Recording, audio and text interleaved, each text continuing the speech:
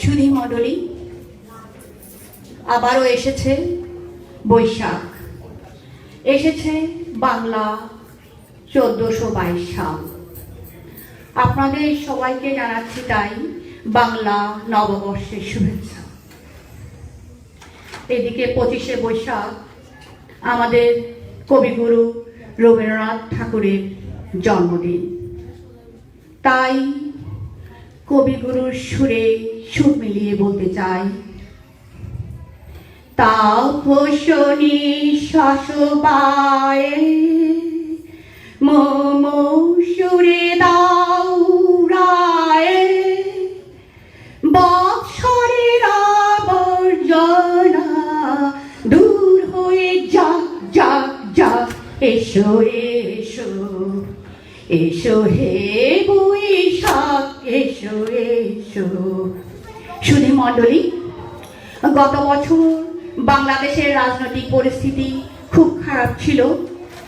বহু মানুষ পেট্রোল বোমার আগুনে ভয়ানকভাবে অগ্নিদগ্ধ হয়ে মর্মান্তিকভাবে মৃত্যুবরণ করেছে।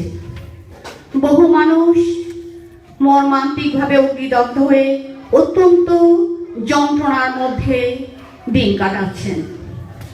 আমরা চাই নতুন বছরে যেন আমাদের দেশে শান্তি শৃঙ্খলা ফিরে আসে, নেতৃবৃন্দের মধ্যে যেন সদিচ্ছার উদয় হয়। শুধু বাংলাদেশে নয়, সারা পৃথিবীতে যেন শান্তি ফিরে আসে, এই প্রত্যাশা নিয়ে আমি এখন আপনাদেরকে একটি কবিতা শোনাব। কবিতাটি আমি নিজে লিখেছি। কবিতাটির নাম জীবন ও আমি এবং একটি দর্শন। এই কবিতাটি নিউ ইয়র্ক থেকে প্রকাশিত ঠিকানা পত্রিকায় 24শে এপ্রিল সংখ্যায় প্রকাশিত হয়েছে। আশা করি আপনাদের ভালো লাগবে। জীবন বয়ে যায় জীবনের মতো, আমিও প্রতিদিন ধরি তার পথ। এই পথে আসে কত শতজন, বোঝা তো যায় না সকলের মন। দূর থেকে মনে হয় বড় ভালো মানুষ, কাছে গেলে বোঝা যায় কার কত দোষ।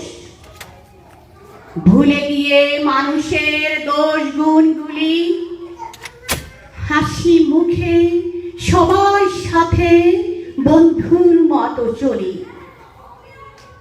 কখনো কেউ যদি করে অন্যায়, প্রতিবাদ করতে নাই করি ভয়।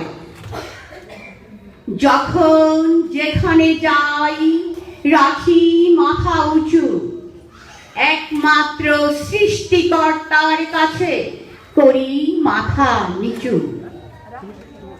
স্রষ্টা আমায় ভালোবাসেন, তাই নেই মনে ভয়, মনেতে নেই তাই কোনো সংশয়।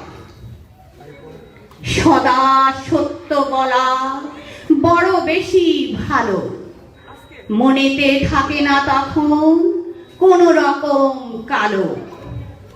তাই সদা সত্য বলতে নাই করি ভয়, জানি আমি সত্যেরই হয় সদা জয়।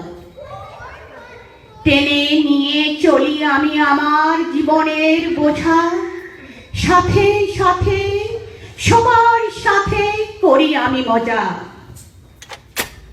জীবনের পরিধি বড়ই যে ছোট, হাসি মুখে বেঁচে থাকুন যার যার মতো।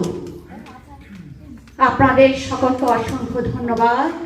আপনাদের নতুন বছর ভালো হোক, আপনারা সুস্থ থাকুন, আনন্দে থাকুন। ধন্যবাদ।